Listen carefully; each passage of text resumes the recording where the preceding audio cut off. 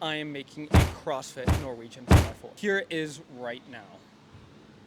Boom. It's on the board. You're not going to be able to see it. I already see the zebras on the camera. Starting off, we're going to go a 4-minute max calorie row.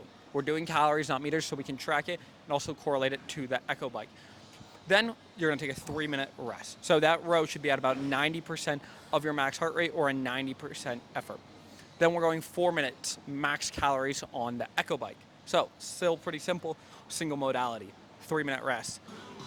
We're trying to work on that recoverability and not just dropping to the ground. So trying to not really just drop to the ground, lay on the ground, sit on the ground.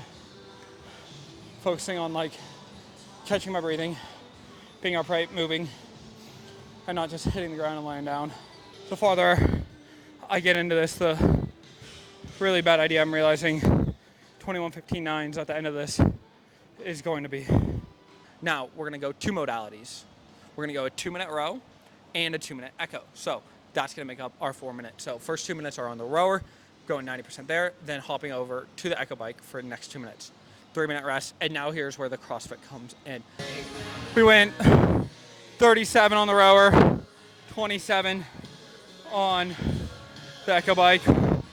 This is the worst idea of, maybe worst workout I've done ever.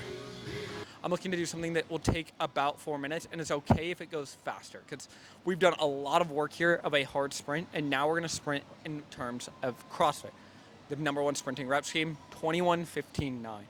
And now here's where I'd always recommend doing thrusters or stuff that gets your heart rate over.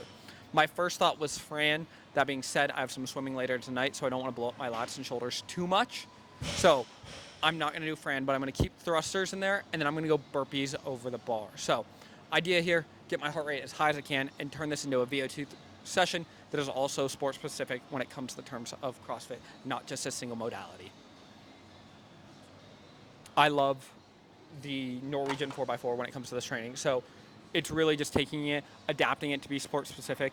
Wad Science did something similar with a lactate test with CrossFit and using, I think it was like wall balls, rowing, and maybe burpees, I can't remember. And it was kind of the idea where this stemmed from of, can I turn my Norwegian 4x4 into a CrossFit specific 4x4? And so for me, I do all my 4x4s typically running. My heart rate doesn't get too high on a normal bike, but I know it gets skyrocketed on the Echo Bike. The one thing I'm a little bit worried about is getting my heart rate high enough on the rower and not just blowing myself up muscularly. So we're gonna try and see how that works. We're gonna check our heart rate throughout the whole thing and kind of test to see how this works.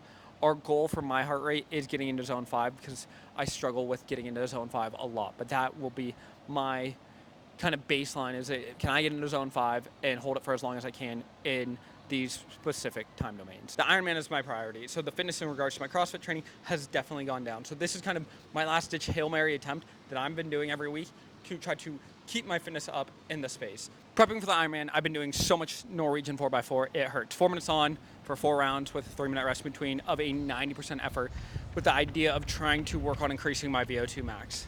Well, here's the thing that's not traditional about this Ironman prep program. I'm also doing a CrossFit competition about 2 months before doing my Ironman.